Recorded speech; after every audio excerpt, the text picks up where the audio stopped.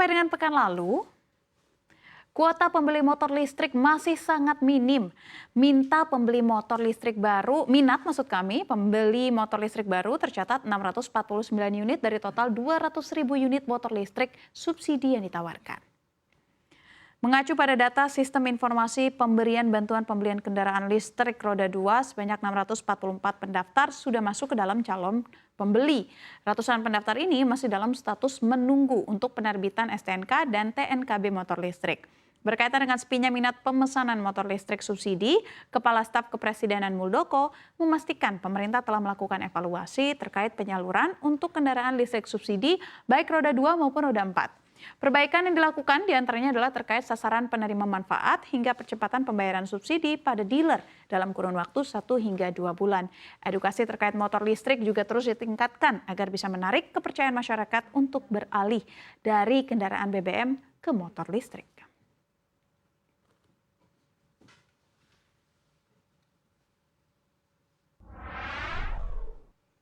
Bergeser ke informasi selanjutnya. Produk kendaraan bermotor roda 4 buatan China kini tengah populer di pasar global. Hal itu sampai membuatnya menjadi negara ekspor mobil tertinggi ataupun kendaraan tertinggi mengalahkan Jepang selama kuartal pertama tahun ini. Tercatat pada periode yang dimaksud, China mampu menorehkan ekspor 994.000 unit mobil yang mencakup 826.000 unit mobil penumpang serta sisanya kendaraan komersial. Sementara total ekspor Jepang ialah 954.000 unit di periode yang sama. Sejalan dengan itu, capaian tersebut ternyata menjadi ancaman bagi Korea Selatan juga. Sebab dalam beberapa tahun terakhir, Korsel mulai mengekspor mobil mewah untuk pasar negara-negara maju, terutama Eropa dan juga Australia.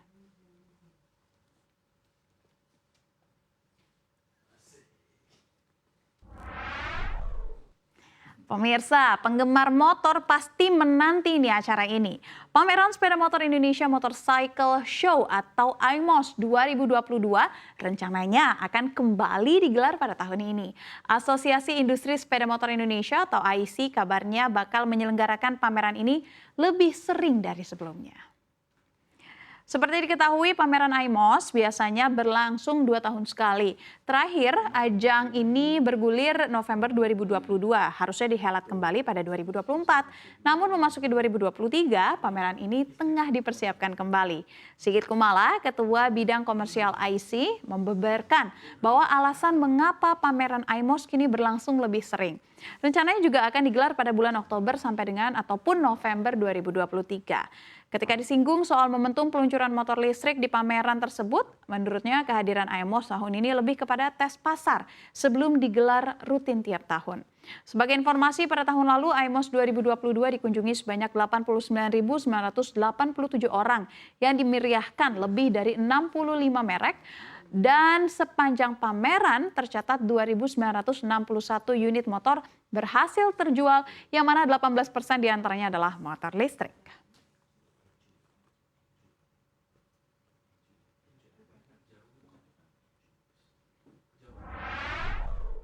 Ya, kita berpindah ke informasi terakhir.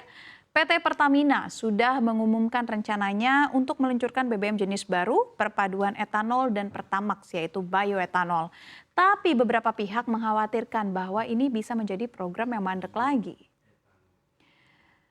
Seorang ahli konversi energi Fakultas Teknik Mesin dan Dirgantara ITB mengatakan bahwa program bioetanol dilakukan karena Indonesia meratifikasi Perjanjian Paris yang harusnya menurunkan karbon CO2 di 2030 sebesar 32,1%.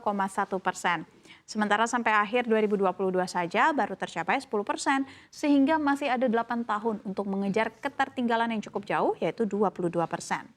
Etanol yang mau digunakan oleh Pertamina merupakan proses dari molasses atau produk samping dari gula.